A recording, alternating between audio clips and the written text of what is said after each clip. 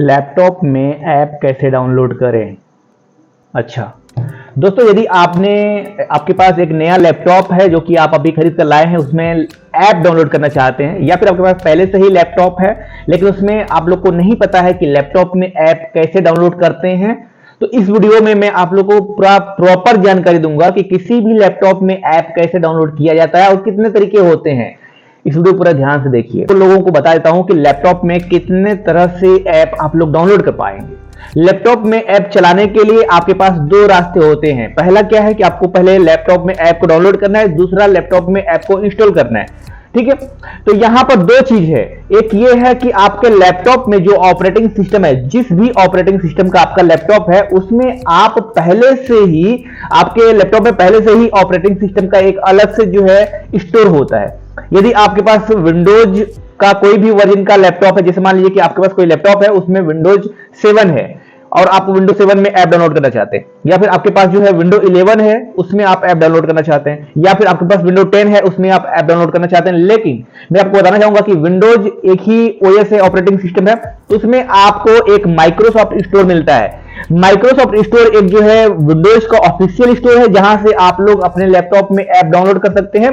और मैं आपको बताऊं, अगर आपके पास जो लैपटॉप है वो मैकबुक है, यानी कि एप्पल कंपनी का लैपटॉप है, तो वहां पर ऐप स्टोर मिलता है, वहां से आप लोग अपने लैपटॉप में ऐप डाउनलोड कर सकते हैं, इंस्टॉल कर सकते हैं। सबसे कमाल की बात यह है कि अगर आप विंडोज में माइक्रोसॉफ्ट स्टोर से ऐप डाउनलोड करते हैं तो वहां पर ऐप डाउनलोड करने की जरूरत नहीं है, डायरेक्ट ऐप इंस्टॉल होना शुरू हो जाएगा।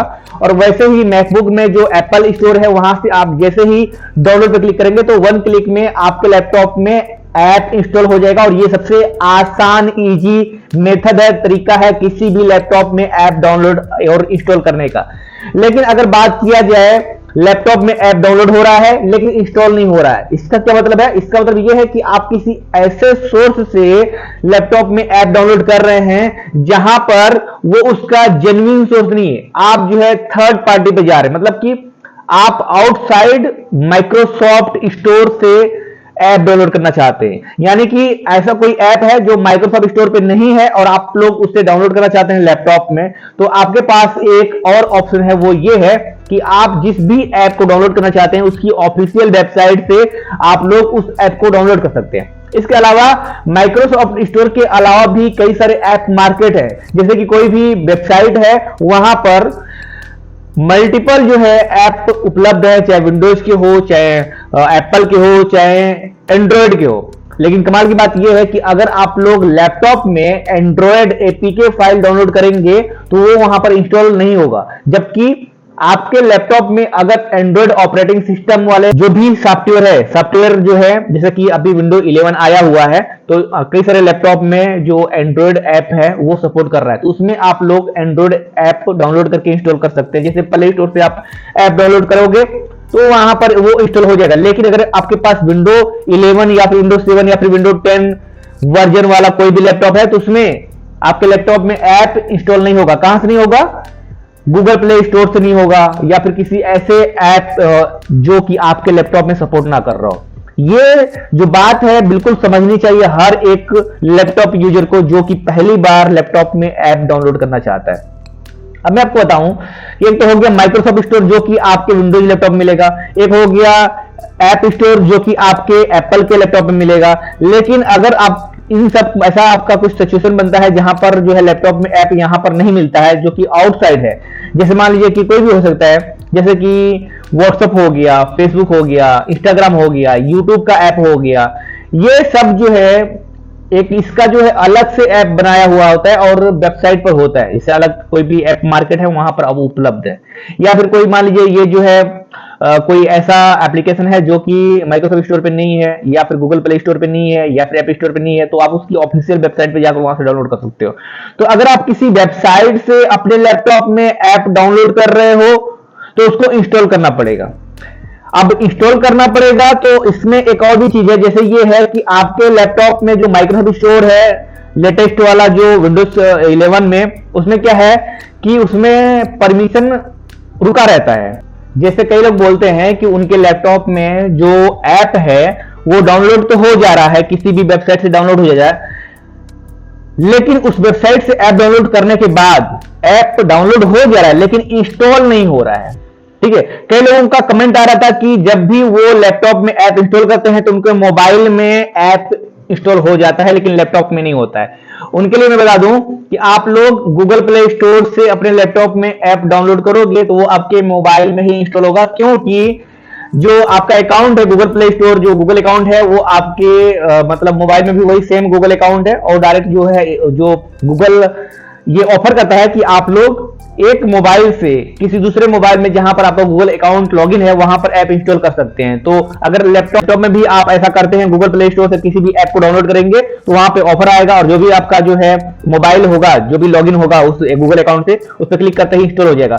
लेकिन लैपटॉप में वो ऐप इंस्टॉल नहीं होगा। क्यों? क्योंकि आपका लैपटॉप एंड्रॉयड ऐप को सपोर्ट नहीं कर रहा है। इस चीज को समझ लेते हैं।